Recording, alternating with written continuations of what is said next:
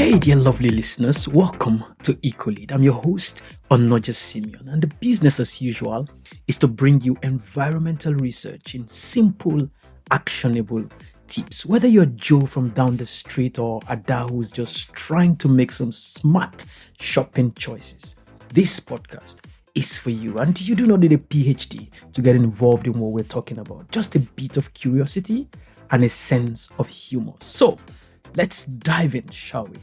I'm sure you'll all agree with me that sustainability is gradually becoming a buzzword. But what exactly does it mean when it comes to simple daily decisions like, should I buy that stuff or should I not buy it? What exactly does that word mean to us? Well, lucky for us, Deloitte did some homework on this and found some pretty interesting stuff about what UK consumers care about when it comes to sustainability. They've looked at consumers in the UK and they've discovered some facts about what comes to mind when people consider products and services from a sustainability point of view. And for those who do not know Deloitte, it's been described as the largest professional services network in the world, and it's considered one of the big four accounting firms. So they've got some authority in the field, and so the result of their findings should be credible to an extent. According to their research, 58% of consumers say durability is their top priority when making a purchase, and 39% also value repairability. So when faced with that simple decision of should I buy or should I not, like we all, get faced with every day, what comes to their mind is, how durable is this product? How long is it going to serve me? And also 39% take it a step further and ask the simple question, if this thing goes bad or if it breaks or if something happens to it, how easy will it be for me to just walk to a corner shop behind my house and get it fixed? Or if not a corner shop, maybe some designated repairers. How easy will it be for me to just go get it fixed? And again, that ties back neatly to durability. And these questions are very, very important because they play a major part from an environmental point of view. And if we consider something that is becoming a bit of a problem these days, and that's fast fashion, let's take that as an example. That trend of people moving towards cheap, mass-produced clothing. This means more clothes end up in landfills, with one research saying 85% of all textiles go to dumps each year. And I did a podcast talking about how you could equate the waste generated by this industry to millions of huge male African savanna elephants. So I think you should check that out to understand the effect of this waste being generated by this industry. And that again ties neatly to that simple choice. How long will this thing I'm about to buy last? How easy will it be for me to get it fixed if it goes bad? Or will I have to just chuck it away and add it to the loads of stuffs that end up in landfills annually? Another interesting finding in this research is that when compared to the 2022 data, similar research, a notable increase was observed in the number of people who care about durability. So it's not just that people care about durability. This research also realized that there's been an increase in the interest of people in how long these products would last if eventually they decide to buy them. Additionally, more shoppers are looking for products that are labeled as responsibly sourced or responsibly manufactured. Some even go as far as wondering about how these products affect biodiversity, which means that some buyers start asking questions about, is the product made from materials that are obtained in ways that do not harm the environment or exploit workers? These are deep questions, but trust me, people are beginning to move in this direction. Take, for example, a once thriving rainforest somewhere in some South American country. This forest was a sanctuary for diverse species and played a vital role in regulating the climate. However, as demand for coffee grew, I'm sure we all like a cup of coffee in the morning sometimes. I have a friend who would say it's coffee that gets him started in the morning, like more or less like an engine, Unless he has that cup of coffee, he wouldn't be able to get stuck in the activities of the day. So we all enjoy a cup of coffee, but imagine that Parts of this forest were cleared to make way for more plantations. In fact, to get coffee and to get more coppers to us. The loss of trees led to soil erosion, affecting not just the land, but the local community who relied on the forest for their livelihoods because they farm, they sell. That's how they get their livelihood. That's how they send their children to school. So it's a whole livelihood being affected by that coffee. In this same community, imagine the birds that once filled the air with their songs had to find new homes. Streams that provided fresh water became polluted with runoff from the farms. The balance of this delicate ecosystem was disrupted, all for the sake of more coffee for you and I. This is a perfect example of the impact of that simple decision on whether to buy or not to buy. This is how much difference it can make to the environment and the life of people who are directly connected to these environments. And so some customers or some consumers go as far as asking, is this product reliably sourced? Does it affect biodiversity? This is how deep some consumers go.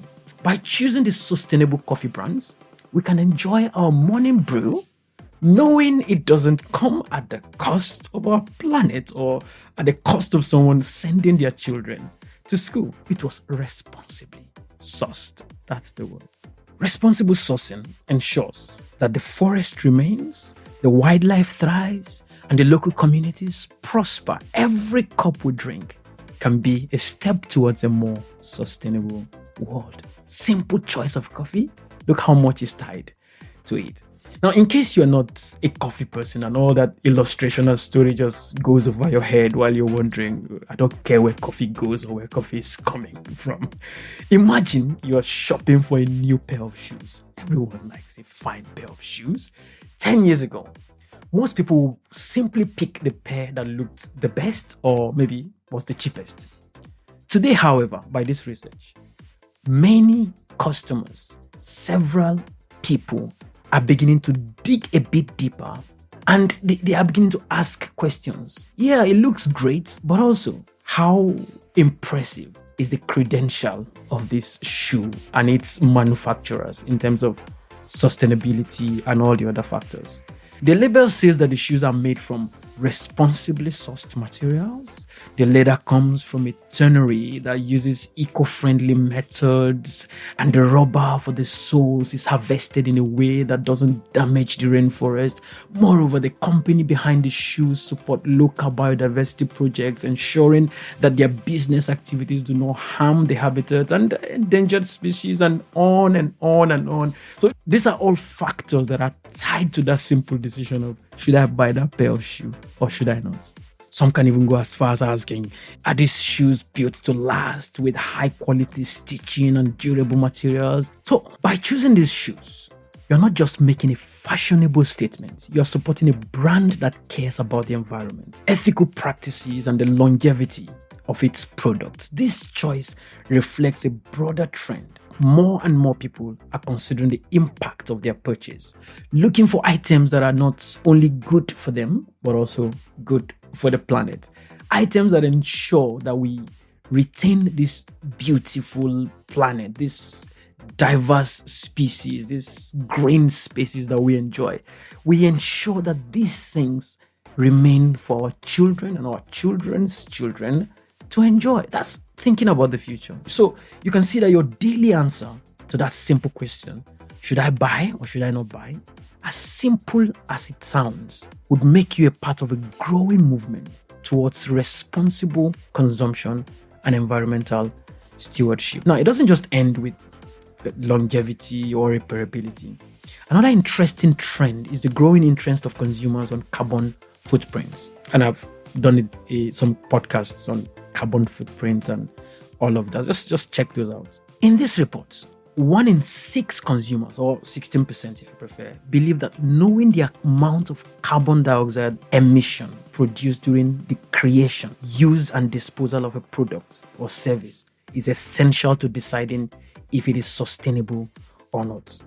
Another 11% of the consumers are willing to make their buying decisions based on whether or not carbon footprint information is available, preferring to buy products that provide clear data on their environmental impact. So some would insist that the only thing that will allow them to buy a product is if they can see clearly the impact of the production of that stuff on the planet, which I think is actually a very reasonable question to ask, because this is you looking beyond just yourself, like most of us naturally do.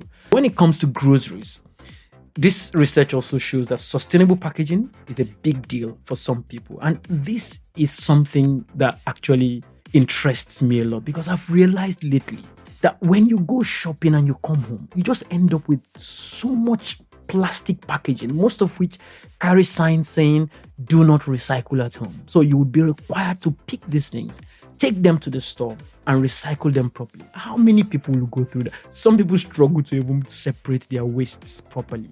And now you're expecting them to be able to take these things to the stores for recycling. Most people are just not going to do it. So I think people are now becoming very conscious of the fact that some of these things can be packaged with recyclable materials. And that, for some people, is the make or break decision as per whether they will buy that product or not. Whether it's to protect biodiversity for sustainable packaging or for ethical practices, some folks are putting their money where their mouth is. Take, for example, a shopper willing to spend extra on responsibly sourced coffee, knowing it supports fairer wages for farmers and reduces environmental impact. And when we're talking about coffee, another area to look at is cocoa. Many of us enjoy a bar of chocolate and a cup of hot chocolate. There are grim stories about child labor behind production of cocoa from some of these countries. So some people would look at that simple cup of hot chocolate and say, how many children went through hell for me to get this cup? I think that's a responsible way to look at purchase. So this shift in consumer behavior encourages companies to adopt better practices, ultimately leading to a healthier planet and more sustainable industry. So, in summary, if you ask for my advice on how you should make those simple choices, and if you want a sneak peek into what informs other people's choices when it comes to sustainable buying, then here you have it. Check labels, look for durability, look for repairability, look for carbon footprint information if you can find those. Choose products with minimal or eco-friendly packaging and educate yourself. The more you know, the better choices you make. And by better choices, I mean choices that affects generations yet unborn. Something else you could do is to listen to podcasts like this, more of my episodes, read articles, and stay informed. That's it for today's episode, folks.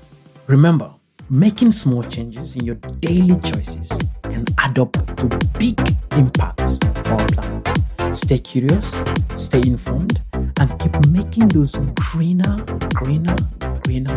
choices. Until next time, please don't forget to subscribe, leave a review, and share this podcast with your friends. If you need more information about this research, just check Deloitte.com. And I think the particular article is Sustainable Consumer, what consumers care about.